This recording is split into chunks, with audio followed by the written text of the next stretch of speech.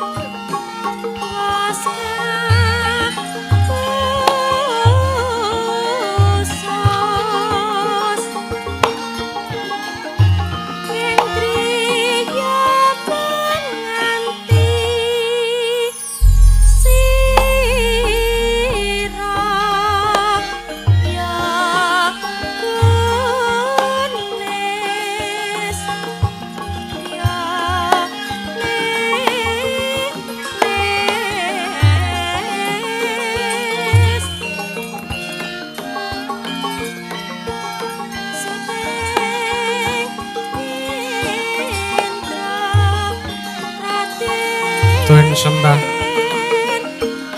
niring ulun kapara resan amor bengarat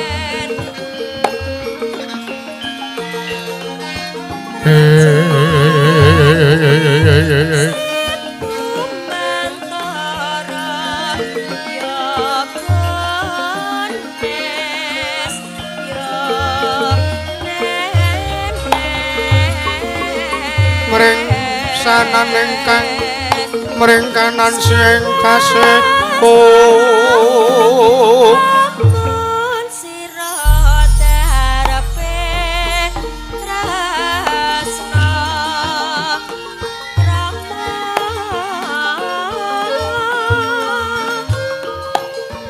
mawe koko kang saweka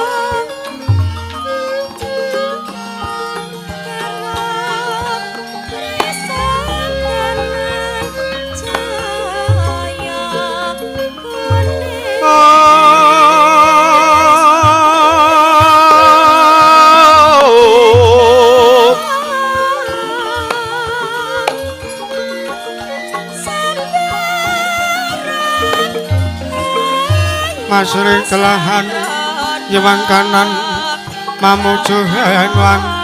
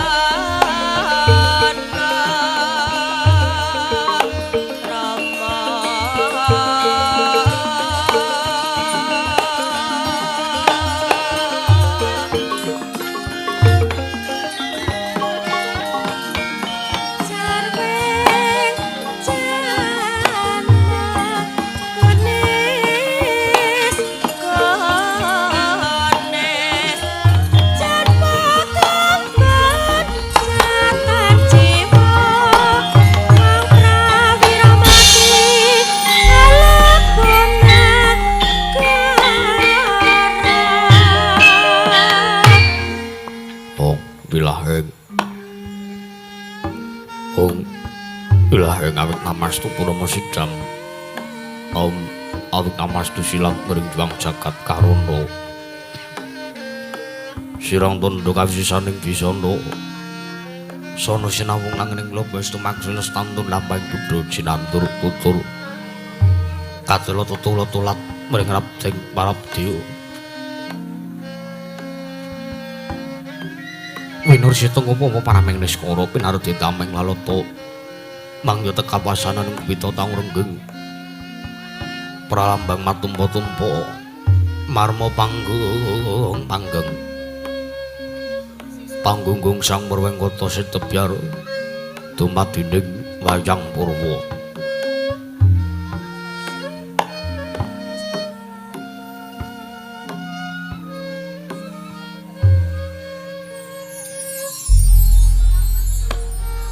purwakaning kandha rinarik runtuting basa dumeng ngemusu rasa yen narasaya karos melajari rang rasa wandi wuruhing diri rasa rumangsang rumangsandi lur jalma angila kaca jarwang musnakup cancarita lebet wis gemelan jroning pagelaran ya Gusti Candra mirsani pagelaran inggih Purwa Surya Candra ndarum yang Kartika wis klurba dhateng kawasa sahari ratri angidri pawana purwateking dursila gilir kemandi temat dadi petanganing dina sasi warsi windu kang sarta abad dadung lantang ngerta mangkarta ya sini rambung daya Jawa pating ngrembyak dadi padhang kutu-kutu walang atuka bruno yang brunta dadi obranan tanpa wicalan padhang trawan sang Hyang Retnawi ingkang arsa murbawani jagat mungguing jagat witanduk munggup-munggup monggo kalengan mugrabang marang alamun kang saya dilat-dilato bumi.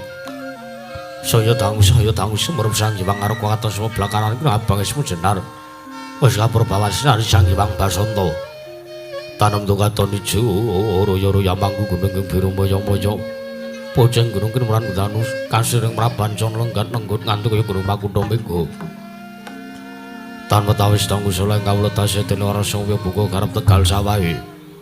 Anglur silur tanam dodo sinambi sendunan sesindenan mikul karo lukune anggering raja kayane sawane ana pirembagan samara wangge Sang Hyang Arkasa dangu saya inggil wis katon melok sinari jagat durung iki blapapat lor kidul wetan kulon sinari jagat kang sami budhyata rebut jar berkukuwung pranduri datan wonten ing kamadhane kukuwing praja negari Ngastina ya negara Gajah ya liman Benawi yang Guru Janggara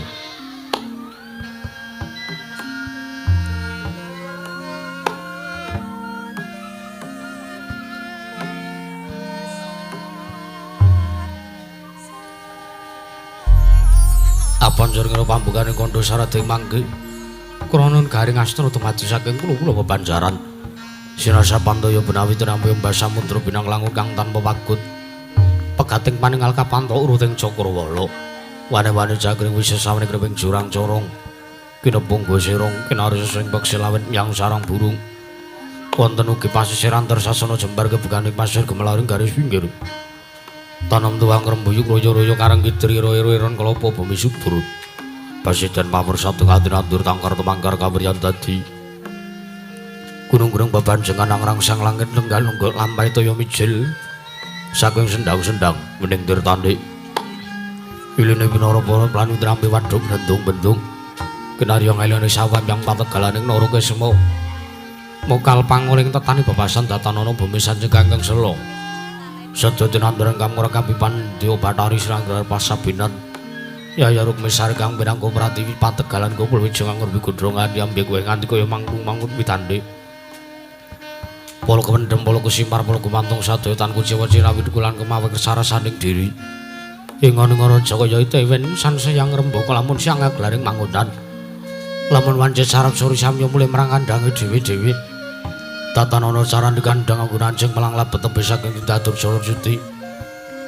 Samya sayuk saka kabeh ulun usa bangsa tuwin negari Ngastina. Kenging binasaken negari Ngastina kula semalagi manjing marang jaman Cana Kinambit. Panjang unjung pasir pawira Jenawi. Kemari pakarta tutur arja dasar guru kang gedhe bori. Padang sakati dhuwur kesetur tatukun carane turut kasus ring manca praja lah sinata wau. Perang urutan Camata Surang Sang Nata Dasa 10 Rama semestani juluk Sang Nata Prabu Dastarastra.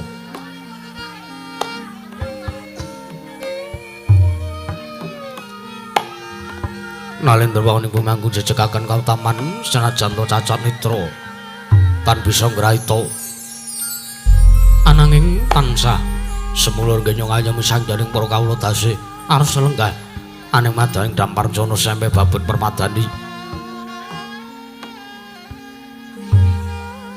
Tan kantun wiswanipun ingkang arayi garwa Prameswari negari Ngastina nggih Sang Dewi Gendari. Tatan kantun wiswanipun angjaring gunung tetunggiling praja negari Ngastina miwas angjaring para kadang lujung pepunden. Saur sesepuh nenggih pandhita ngetal kandha Sang Mahatmara Siwara Bisma. Sang Mahatmara Siwara Bisma menggeraken benggahipun pandhita saka lima sang tapa Begawan Durna. Tatan kantun pisanipun Sang Rikana Patih Risengkuri Harisuman ya Raden Trigantal Pating Plasa Jenar. Mangruming para lengganggang sawana wonten saking piyambak nenggih putra pembayun nata Ngastina nenggih Ari Sang Raden Kurupati. Sang Para karo sami ganting pasisiran jejel riyel arepet popet bibit prasasa tetepan dengkul tanpa selo. Labir sekadang porsi bayang jawi yang meludak gendiro runteng bulu-bulu kekiterangan danu yai mondeng mongso labu payung megar mentin jamur bareng mongso ndung tumbay ngerapot jati ngaraning mongso katinggo prandil kalti dem jinemat daning pasiwakan naten kudahan datang ngumpah samro datang mambah kapiarso tintrim madyaning kawal pasiwakan dangusan sarang dangu satemah datan wonten setunggaling pandinga saking Sang Prabu Dastarastra.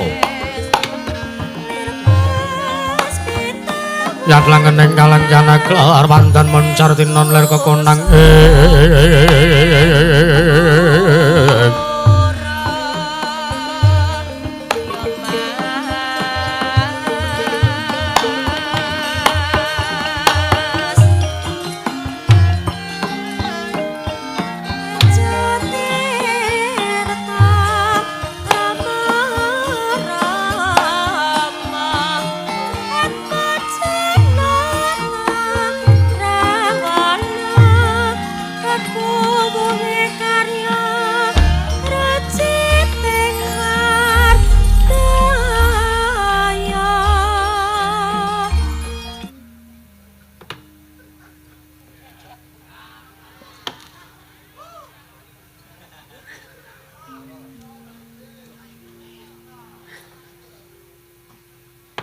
Kakang Durna. Pripun Dek Suni?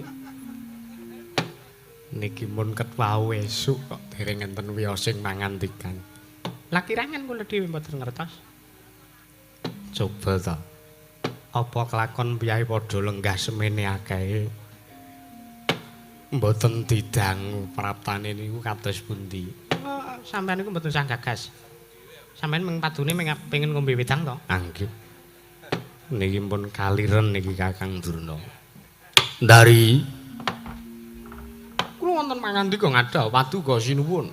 Sapa kae grenengan? Panjenengan ingsun durung ambabar pangandikan tekono pawongan sing padha glenak-glenik. Kae sapa kae? Tobat mun sewu lho sinuwun. Piye? Paduka langgaling Damar Kecana menika sampun ngawit kala wau tabuh gangsal enjang. Ola. Ket mau tabuh 5 esuk. Inggih. Lho. Sing glenak-glenik kae sapa aku tak takon. Iya menika kala waturipun Begawan Durna kalian Patih Sengkuni. Walah. Durna karo Sengkuni wis praptana ngene. Inggih, sampun sowan sinuwun. Sapa meneh? Sing prapta sapa meneh? Sing rawuh sapa meneh Ndari? Inggih, menika wonten putra Paduka. Inggih anak kula lanang pun Kurupati. Walah dalah. Wah, pancen dadi wong picak kuwi ora kepenak Ndari. Inggih, mboten sekencanipun kados pundi? Jroning panjenengan ingsun nganake pasewakan agung kang beda lan adat sing wis nglakon. Nganti aku ora mangerteni sapa wae sing wis rawuh. Sakliyane Kurupati Durna karo Sengkuni sapa sing rawuh? Inggih. Menika wonten rawuhipun Kanjeng Wa Penemban Bisma Ketal Kandha. Walah jagat pangestu ngkor wayah para jagat. Wa Penemban kula nuwun sewu. Nuwun mangke Wa Penemban. Sewu-sewu kelepatanipun ingkang putra kula tadhawadana kula nyuwun pamunten. Wonten anggen paduka rawuh wonten praja negari ing Astina.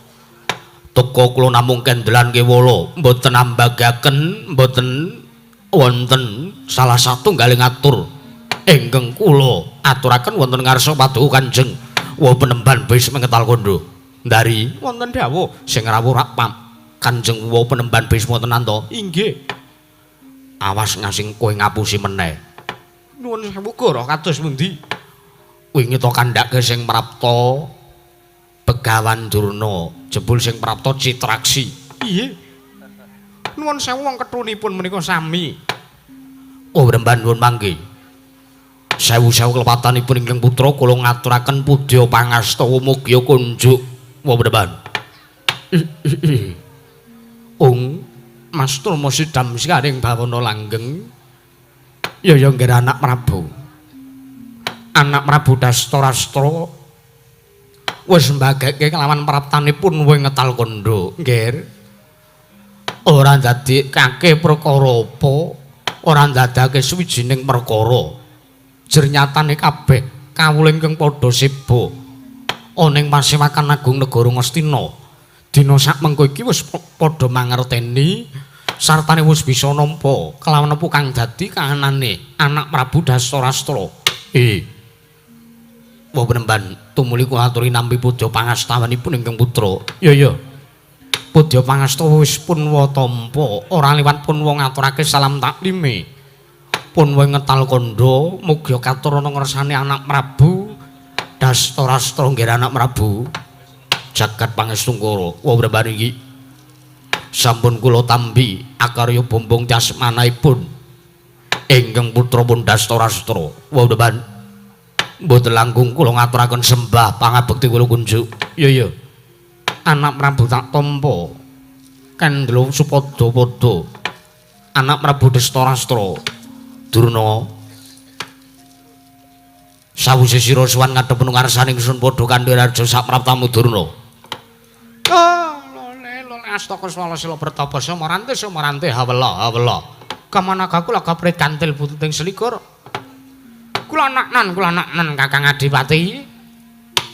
Paduka Kakang Prabu, ya Kakang Adipati Dastarastra, amiji piswanipun ingkang rayi. Ing sekali maupun Begawan Durna. Wilujeng sowan kula mboten langkung kula ngaturaken sembah pangabekti kula kunjuk. Ya Durna Atumpa. Tiba sepadha-padha ora liwat prayogat monggon mulunggu. Nana nggih. Sampun boten kirang prayogi pisuwanipun ingkang rayipun Begawan Durna. Suman Sengguni sowanmu padha kandhu Rarja. Non lamit pasang keliman tabi. Dinebena nglodhoni dumawing tawang towang. Linepat ning tolak manu. Kakang Adipati. Sakalangkung madu kami jidumateng pisuwanipun ingkang ngabdi pun patih Sengguni wilujeng bekti kula kunjuk. Sengguni tak tampa ora pangestu tampanono Sengguni. Inggih sampun boten kirang anggen kula mundi dawuh paduka pareng pangestu paduka badhe kula cancang puceng weni dumawing wijang. Kuwi sing sowan Kurupati. Inggih menika ingkang putra pun Kurupati. Niki lho niki. Mbok tudinga kaya ngapa panjenengan ingsun ora bakal bisa mangerteni. Oh nggih sampun. Kurupati padha Rarja sak praptanira nggih atmajan ingsun. Wong gagah, wong bagus, wong piteksa. Ora men pasang liman tabi. Pamuji patu Kanjeng Rama Prabu Dastarastra. Praptanipun ingkang putra pun Kurupati. Mangke wilujeng boten manggilang setunggal punapa keparang kula ngaturaken sembah bukti kula kunjung Kanjeng Rama. Ya Kurupati. Tak tampa lalep pangestunipun Rama wae tampanana. Nuwun sampun sanget anggen kawula pundi. Nun mangke wonten ban. Selak menika ngangsek wekdalipun katitik anggen kula ngawontenaken pasewakan wonten Praja Negaring Astina menika sampun wiwit tabuh gangsal enjang kula wau. Dumugi sapriki nembe wonten wiyosing pangandikanipun ingkang putra pun Dastarastra. Wonten ban. Nggih anak Prabu ora dadi ngopo. Jernyatane nggone Punwa Praptaning Praja Negara Ngastina iki mung mundi dawuh sira. Kulup anak Prabu Dastarastra. Paduka anak Prabu miji kelawan suwane Punwa ngetal kondhok. Sejati wigati apa ingkang bakal paduka aturake kelawan Punwa?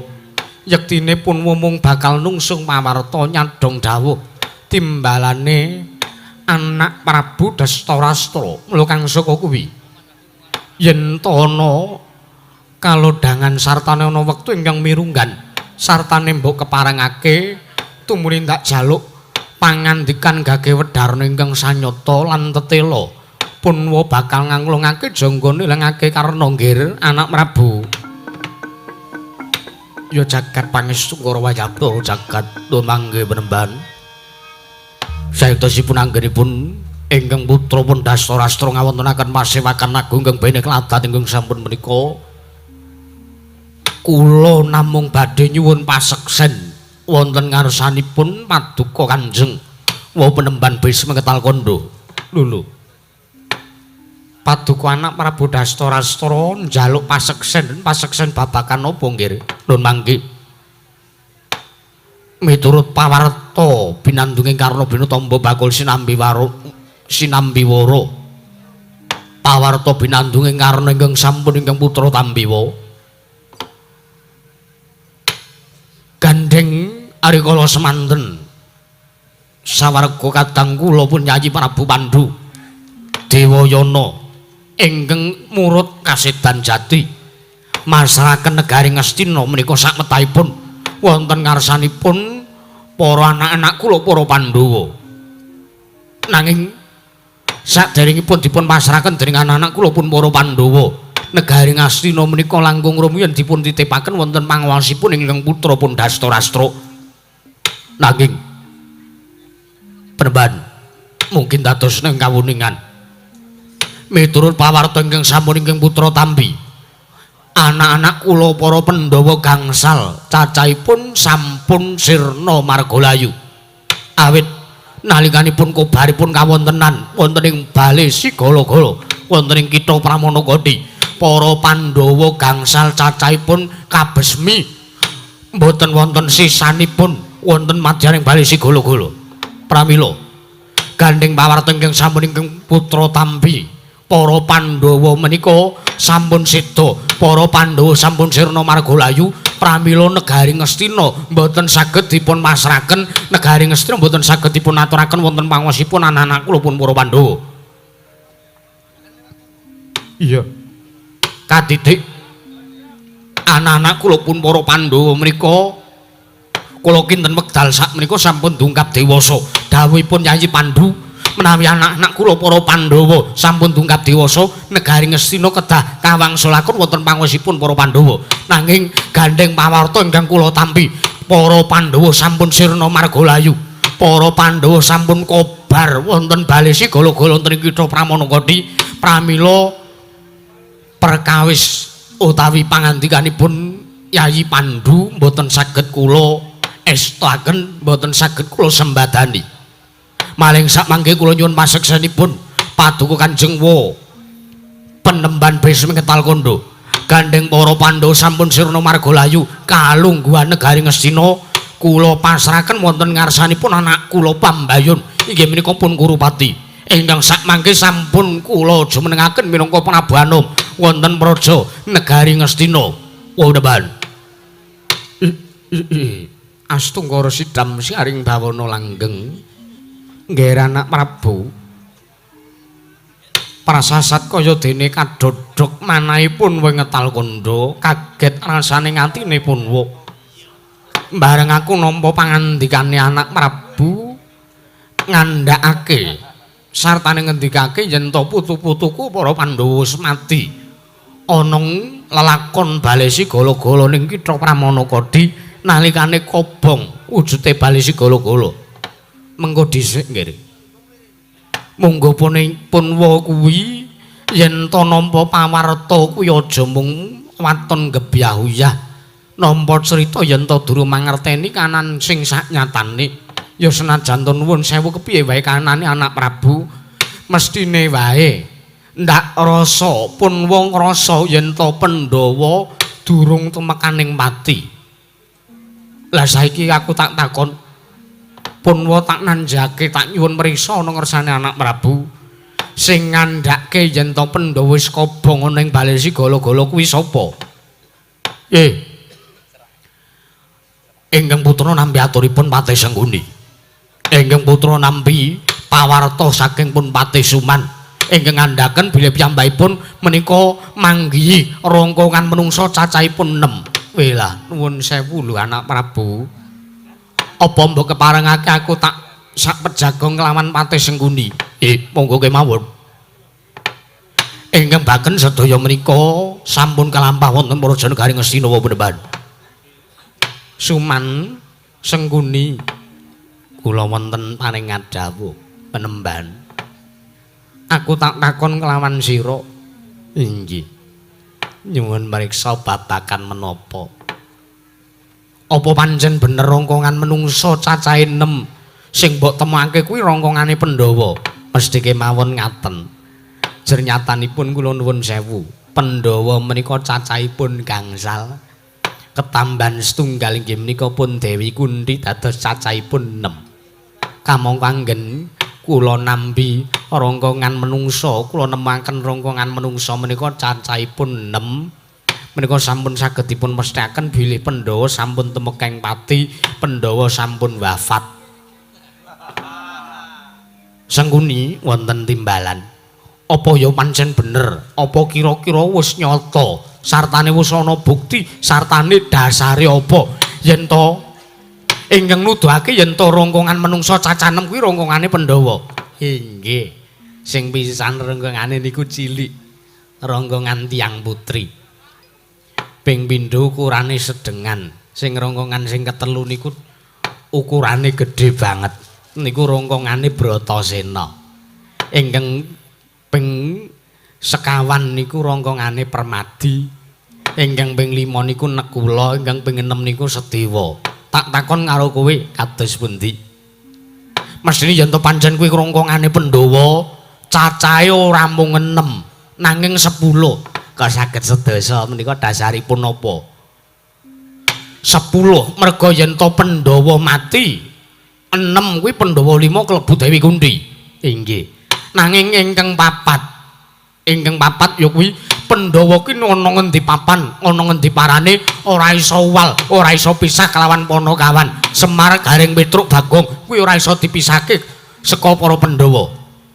yen to pancen kuwi nyata rongkongan menungsa cacanem sing mbok temokake kuwi rongkongane Pandhawa, kudune kowe nemu rongkongan menungsa cacahe 10, ora mung 6 Suman.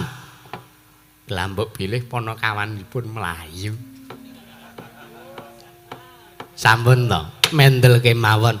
Kula aturi pitados kemawon kaliyan aturipun ingkang abdipun Patih Sengguni. Suman wonten dawuh. Wong nek ngendikan wong nek matur kuwi aja mung waton bisa ngucap nanging diteliti, ditincingi luwih dhisik, digelar, digulung. Kira-kira aturmu kuwi mengko gawe kuciwane anak Prabu Dasarata apa ora? Lah kirangan. Wong nyatanipun anak Prabu nuwun sewu nyatanipun Kaka Prabu Dasarata menika sampun jumenengaken ingkang putra inggih menika pun Anggir Kurupati dados Prabu Anom wonten negari ing Ngastina ingkang sakmangke badhe lumintir keprabonipun Kakang Adipati. Anak Prabu wonten dawuh yen to kaya mangkene carane Punwa ora sarujuk, Punwa ora condong sartane pun ora ngrumajongi. Merga jerniyatane Punwa iki ngrasa yen to Pandhawa 5 cacahe. Sak ibune ya kuwi Dewi Kunti urung temekaning sirna. Durung mati Pandhawa isih urip. Yen to kaya ngene carane iki Punwa kepiye leku arep nyekseni sartane bisa mene paseksen sartane ngrumaja kelawan ingkang dadi pangandikane anak Prabu Dasarata. Jerniyatane nuwun sewu. Kabeh perkara ingkang wis sumandhang dening anak Prabu Dasarata iki kabeh wis lumakon ana ing Prajanegara Ngastina. Saiki aku tak takon, kira-kira yen to kaya ngene kanane sira anak Prabu Dasarata kuwi mikir apa ora, menggalih apa ora karo kanane para kawula negara Ngastina. Nuwun sewu. Teka paduka Kanjeng wong penemban duka-duka, ora duka-duka sebab apa? Punwa iki wong tuwa lho, Ngger. Punwa iki wong tuwa. Punwa iki sing mbok anggep, sing mbok sepuhku ning Prajanegara Ngastina. Yen to ngendikane wong tuwa mok kalahke karo ucape patih sing urung karuan mbuh bener apa orane. Mongko sira anak Prabu dhewe wis mangerteni, Sengkuni kuwi gaweane icuk-icuk kana icuk-icuk kene. Malah wis disekseni jagat sak isine. Yen to Sengkuni kuwi menungso sing cangkeme mung isane ngumbar wisa. Malah ndak pitung Sengkuni ngomong nek Pandhawa wis mati kuwi supayane sira anak Prabu Dasarata ringkih. Merga ora seneng, merga Kurawa kuwi ora seneng, merga anane Pandhawa urip ning Madyapada. Merga Sengkuni ora nrimakake yen to Pandhawa ngucik katentremane para Kurawa nggone urip ning Prajanegara Ngastina. Suwan wonten dawuh. Aku tak takon karo kowe. Iya kados pundi? Pandhawa kuwi duwe luput apa karo Kurawa? Apa kowe kira-kira kowe tau disia-sia karo Pandhawa? Apa kira-kira kowe tau diuneni elek karo Pandhawa? Kula kinten mboten nate. Lah kok teko kowe gawe cintrakane Pandhawa kang nganti kaya mangkono kanane? Lah kok teko kowe ngandhake nek Pandhawa wis mati men supayane Pandhawa kuwi ora ngukup, ora ngucik katentremane para Sata Kurawa. Pikiran?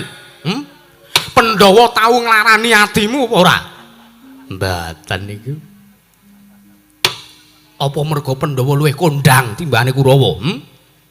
Apa merga Pandhawa luwih payu tinimbangane grupmu kuwi Sengkuni? Ha nggih kula kinten ngaten. Pandhawa niku ming titah sawantah. Kula kinten mboten enten napa-napane nek ditimbang kalih Kurawa. Ning gumun kula niku lho. Pandhawa niku ming wong kaya ngono kok sing jegal akeh, sing arep kepengin nibake sing kepengin arep ngidak kok akeh. Lah ya kuwi rombonganmu Kurawa. Ha nggih ngaten cenan. Lah niku jan mboten seneng kok anane Pandhawa niku. Pandhawa lair niku Kurawa. Wis kaya ngameng-ameng nyawa mung ngelong-ngelongi jatah. Anak Prabu Penggalian, petungan kira-kira nek kaya ngene iki apa sira kuwi pantes mlungguh Damparca negara Ngastina? Pikiran yen to wis kaya ngene kanane kowe iso mikir apa ora? Penggalihmu kuwi gunakno. Yen to kaya ngene iki senengga para kawula, Prabu Dasarata kae ratu apa kewan? Nuwun sewu penemban. Awit sampun lepat nandang lepatipun ingkang putra Pandasarastra. Kula mboten metang, kula mboten gelar, kula mboten gulung. Kula mboten midhangetaken pangandikanipun Yai Sepuh Malah kula namung ngeboti aturipun patih. Inggih menika pun Suman. Ingkang nyariosaken bilih anak kula pun para Pandhawa gangsal sampun sirna sambut temekaning pati. Kamangka kula piyambak dereng mangertosi kawontenan ingkang sejatosipun. Kula menika piyambak getun. Kula sampun masrahaken Prabu Anom. Kalenggan Prabu Anom wonten ngarsanipun anak kula pambayun inggih menika pun Kurupati. Malah gandeng sampun kados mekaten kawontenanipun wonten ban. Kula aturi nyekseni. Kula aturi nyekseni. Kalenggan Prabu Anom dinten sak mangke kula jabel. Kalenggan Prabu Anom kula jabel. Mboten siyos kula pasrahaken wonten ngarsanipun anak kula pun Kurupati nggih anak kula pambayun. Awit kula piyambak ugi mangertos. Kula piyambak ugi ngaraos bilih anak kula pun para Pandhawa menika tasih gesang wonten ing alam Madyapada. Pramila wonten ban. Tinimbang keson jambaya lakonipun para kawula wonten Praja Negari Ngastina. Kalungguhan Prabu Anom badhe kula jabel. Lho kosike. Pangandikane anak Prabu Dastarastra sing kaya mangkono kuwi bener nanging ora bener. Lire manggene. Kabeh lakon ingkang wis sumandhing sartane wis den sandang dening paduka anak Prabu Dastarastra kuwi pancen bener. Kabeh lakon kuwi ana kanan sing nemahi nanging ndak jaluk leremo nggih, leremo. Ayo pun yang rangkul. Pun warangkul. Pun yang bakal jarwani kelawan jeneng sira anak Prabu Dastarastra. Yat langeneng ngalang jana gelar wandang moncar.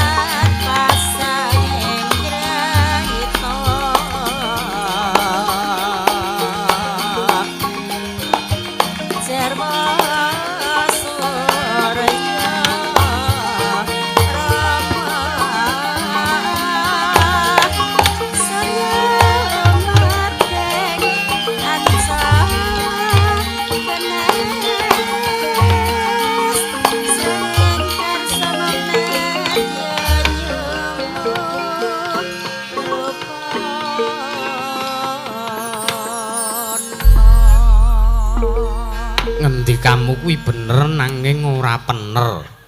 Bener tumrap pribadimu dhewe nanging ora bener tumrap bebrayan agung. Nemban iki. Awit saking sangka cuntel raosipun manahipun ingkang putra. Iya. Ngene nggih. Parayogane kabeh perkara ingkang wis dumadi ning Praja Negara Ngastina iki wis kebacut. Jeneng Getun mono wis tiba mburi. Prayogane yen to Pandhawa ora nglungguhi negara Ngastina nanging Pandhawa diparingi wujude triman. Ya kuwi papan panggonan utawa salah sawijining negara ingkang jembare sak babak lawan sak traju lan Praja Negara Ngastina. Lajeng wonten pundi Pandhawa mangke badhe mapan mukti sak kadangipun anak-anak kula pun para Pandhawa. Nggih. Ana ing wewengkon praja negara ing Wirata kae ana alas ingkang aran Alas Wanamarta ya ing wana Ngendraprastha. Kuwi supayane Pandhawa didhawuhi supayane mbabat wujuding Wanamarta. Nuwun sewu penemban. Suman piye? Kula kinten Wanamarta menika sampun sanes wewengkon negari Wirata. Lho. Wewengkon ngendi banjur? Menika sampun wewengkon negari Ngastina. Lho, ora iso ngono. Saged mawon. Wong kula sing mindah pathoke. Pathoke kula jembarke. Punika pun wewengkon negara Ngastina. Lho, ora kena kaya mangkono Suman, Banta. Penemban kula namung kantun nderek. Sedaya menika ingkang baken anak-anak kula pun para Pandhawa saged nglenggahi triman negari ingkang sak bapak lan sak traju timbang kaliyan negari Ngastina. Wah beneran. Budaya budaya negeri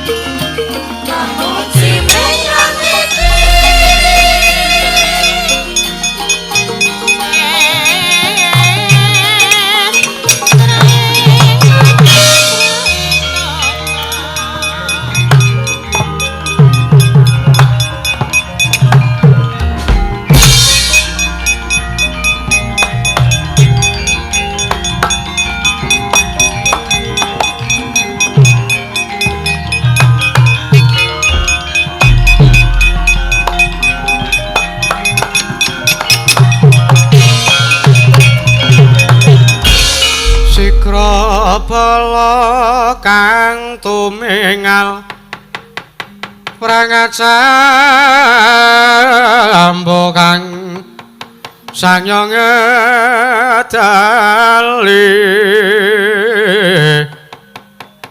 larat wilating kata danyang kungma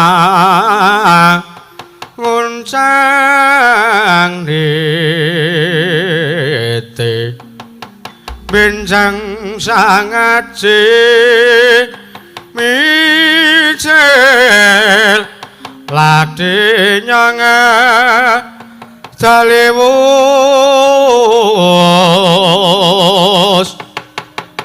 Trasna Surawi langga kaya buta singa ragil pasti jangga dendanya mangambabaya ong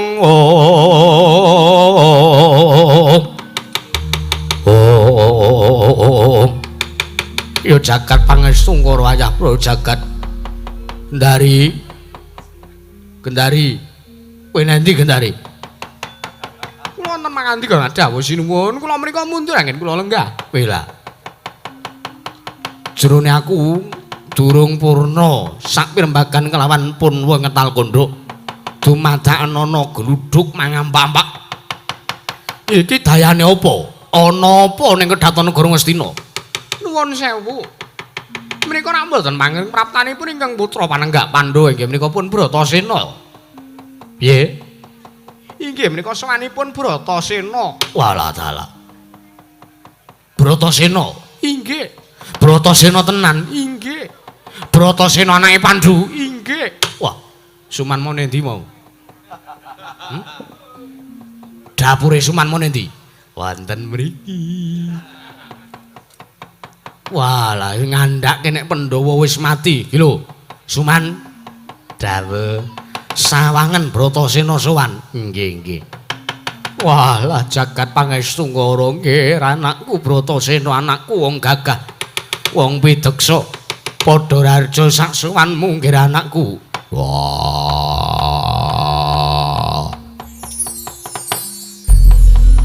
Destarastra bapakku yuk mbagake kelawan sowane Bratasena slamet aku. Aku ngaturake basaku katura Destarata bapakku. Ya nggih. Tak tompok ora lewat pangestune wakmu ing Ngastina wae tampanono ya nggih. Yo. Pagegam dadake jimat. Ana wigati apa? Gawe kaget manahe Punwa teka praptamu ana ing Praja Negara Ngastina janur gunung kadengane tanpa tinimbalan. Destarata bapakku. Piye? nuwuni dawuh Pandu bapakku nalika semono ingkang masrahke kalungguhan praja negara Ngastina kelawan Destarata bapakku saiki aku arep nagih sing dadi janjine Destarata bapakku merga sabda pangandikane Pandu bapakku Gandeng Pandhawa isih cilik mula negara Ngastina dipasrahke nang ngarsane Destarata bapakku Gandeng saiki Pandhawa wis tungkap dewasa wah negara Ngastina tak jaluk yen to ora kelakon aku njaluk negara Ngastina apa jeneng aku ngarani yen to Kurawa sak kadang-kadange kuwi ibarat wong ngemut gula krasa legi tumuli moh nglepeh aku ora bakal wigiringa-ringa yen to kon ngrusak pepasreh ning negara Ngastina Kagyatri sang kapirang uri nangkul kinempit-kempit dosang retnaning bawana oh yelah jagat pangestungkara Bratasena ana dawuhmu apa iki mau sak pirembagan kelawan para priyagung ingkang padha rawuh ing Prajanegara Ngastina gandeng kalungguhan Prabu Anom wis ndak masrahake ana ngersane anakku Kurupati ateges negara Ngastina ora bakal bisa ditunggoni ya para Pandhawa ora bakal bisa mapan ing Prajanegara Ngastina nanging aja walang ati aja kuwatir sing dadi atimu merga wis sak pirembagan yen to Pandhawa sak kadang-kadang ya anak-anakku para Pandhawa kowe sak kadangmu ndak dawuh supayane mbabat Wanamarta ingkang mapan ning wewengkon Prajanegara Wirata nggonen mukti sak kadang kir Bratasena wah njaluk pamit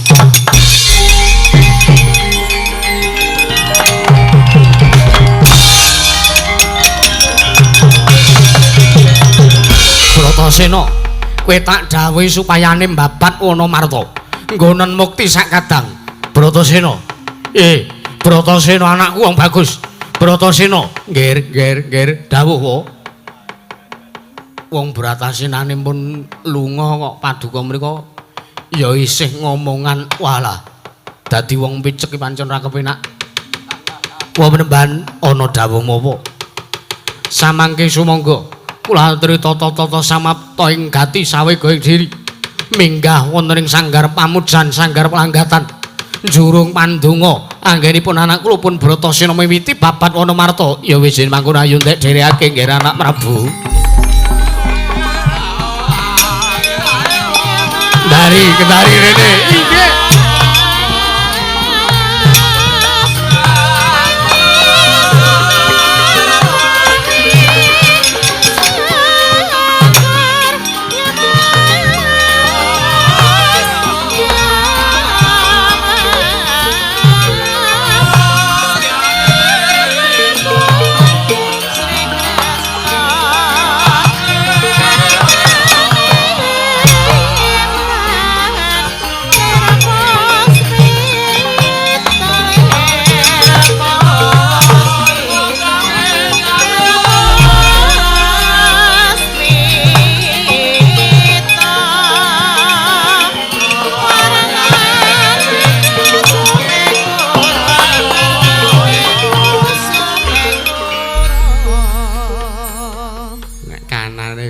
niki pripun kirangan nuwun sewu Karang Ratu mboten bisa ningali napa-napa Kak Dipatih nggih Jamit maklum nggih nggih to nek kaya ngeten iki rak kabeh kawula padha bingung kepiye le arep mbubarke pasewakan pun bubar dhewe-dhewe mawon nggih nggih to Kakang Tuna nggih niku cangike pun teko niku. Wah, nggih pun kok mundur kok. Ah, senengane kok ora ratu kok sing doseba ora diurusi. Sampeyan arep melu limbuhan apa ora? Pun. Bapak Durna kula sumanggaken. Nuwun. Malah mapan ning kene.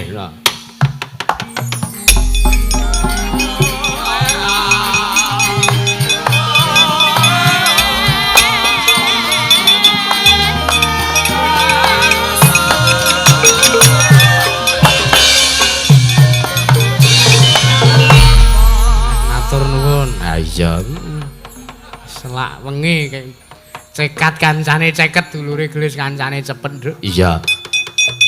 Ya nggih ngaturake kula nuwun. Ya. Sowan ana ing lalatan Nala Gaten Nduk. Ya. Lalatan Nala Gaten kelurahan Kelurane ana ing